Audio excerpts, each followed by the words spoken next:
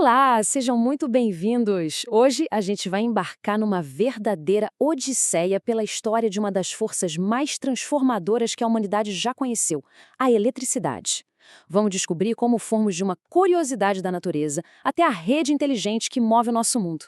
E a nossa história toda começa com essa pergunta, que parece até coisa de filme. Como é que uma pedra misteriosa que brilhava no escuro conseguiu literalmente acender o mundo moderno? A resposta, olha só, nos leva lá para a Grécia Antiga. Ok, vamos mergulhar nisso. O nosso primeiro capítulo foca exatamente no começo de tudo, nas observações antigas e nas primeiras tentativas da ciência de entender esse fenômeno curioso que a gente hoje conhece como eletricidade estática. Agora, o que é realmente impressionante aqui é o tempo. Pensa só, por quase 2000 anos, a observação de Tales de Mileto sobre o âmbar, ou elétron em grego, ficou ali, como uma mera curiosidade. Só em 1600 é que o nosso entendimento começou a acelerar de verdade. Foi um longo, longo sono. E o responsável por acordar a ciência foi esse cara, William Gilbert. Ele não só pegou a palavra elétron e criou o termo elétrica, mas foi o primeiro a organizar o estudo, a botar ordem na casa. Ele classificou os materiais em elétricos e não elétricos, que, olha só, são os nossos isolantes e condutores de hoje. Foi um passo fundamental. Dando um pulo para o século XVIII, chega Benjamin Franklin e simplifica a coisa toda. Ele propôs uma teoria de um fluido único e invisível. Se tinha muito desse fluido, a carga era positiva, se tinha pouco, era negativa. E claro, com aquela famosa e perigosíssima experiência da pipa, ele provou que os raios eram nada mais, nada menos que eletricidade em uma escala gigantesca. E agora, a história dá um salto gigantesco. A gente deixa para trás as cargas paradas e entra na era da eletricidade em movimento. A eletrodinâmica, a capacidade de criar um fluxo contínuo de eletricidade. Isso mudou absolutamente tudo. E essa revolução toda nasceu de um debate científico fascinante, uma verdadeira briga de ideias. De um lado, Luigi Galvani, que acreditava numa eletricidade animal, uma força que vinha dos próprios tecidos dos seres vivos. Do outro, Alessandro Volta, que dizia, não, a eletricidade vem do contato entre dois metais diferentes. Para provar que estava certo, Volta criou em 1800 a pilha voltaica. E o impacto disso foi imediato. Pela primeiríssima vez na história, a ciência tinha uma fonte de corrente elétrica estável, confiável. O mundo nunca mais seria o mesmo. 20 anos depois, uma descoberta quase acidental, no meio de uma aula feita por Hans Christian Ørsted, revelou uma verdade profunda do universo. Uma corrente elétrica em movimento gera um campo magnético. As paredes que separavam eletricidade e magnetismo começaram a desmoronar. Então, a pergunta lógica era: se uma corrente em movimento cria um campo magnético, será que um ímã em movimento consegue criar uma corrente? Essa foi a pergunta que deixou o cientista Michael Faraday obcecado. E em 1831, ele encontrou a resposta: sim, a indução eletromagnética.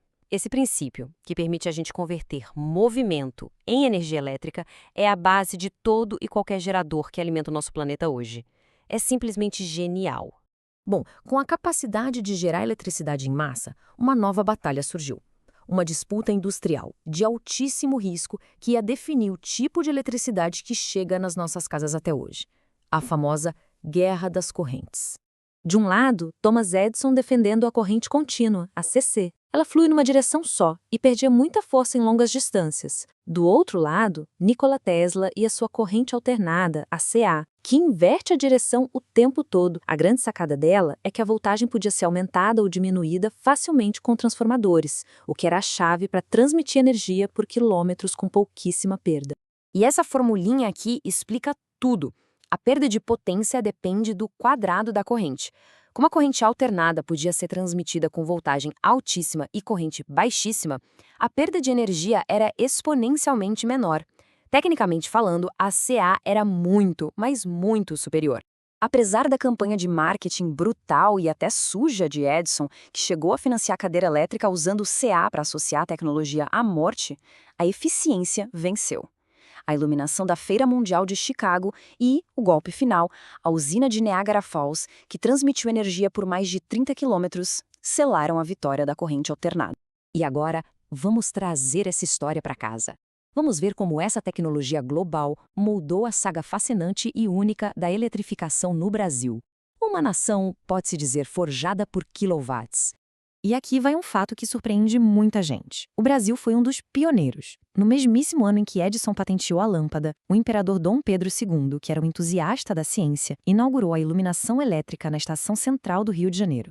Décadas depois, um momento decisivo. O Código de Águas de Getúlio Vargas, em 1934. Essa lei basicamente nacionalizou as quedas da água e regulou as tarifas, transformando a energia de uma simples mercadoria em um ativo estratégico nacional. Isso abriu caminho para o protagonismo do Estado no setor, com empresas como a Eletrobras. E assim a gente chega aos dias de hoje e, claro, ao futuro. Vamos ver como o Brasil se tornou um líder mundial em energia verde e o que a revolução digital reserva para a nossa rede elétrica. E este gráfico mostra um panorama incrível. A matriz elétrica brasileira é uma das mais limpas do planeta. A energia hidrelétrica ainda domina, mas olha só o crescimento impressionante da eólica e da solar. Juntas, elas já somam quase um quarto da nossa geração. E esse número aqui resume tudo, 88,2%. Essa é a fatia da eletricidade do Brasil que vem de fontes renováveis. Para ter uma ideia, a média mundial fica em torno de 30%. Enquanto muitas nações ainda debatem como fazer a transição energética, o Brasil já vive essa realidade. O próximo passo é tornar a nossa rede inteligente, a chamada Smart Grid. Pensa na rede tradicional como uma rua de mão única. A energia só vem da usina para casa. A Smart Grid é uma via de mão dupla. A energia não só chega, mas as casas com painéis solares, por exemplo, podem mandar a energia de volta para a rede. Isso transforma todo mundo de consumidor passivo em prosumidor, um produtor ativo, criando uma rede muito mais flexível e resistente a falhas.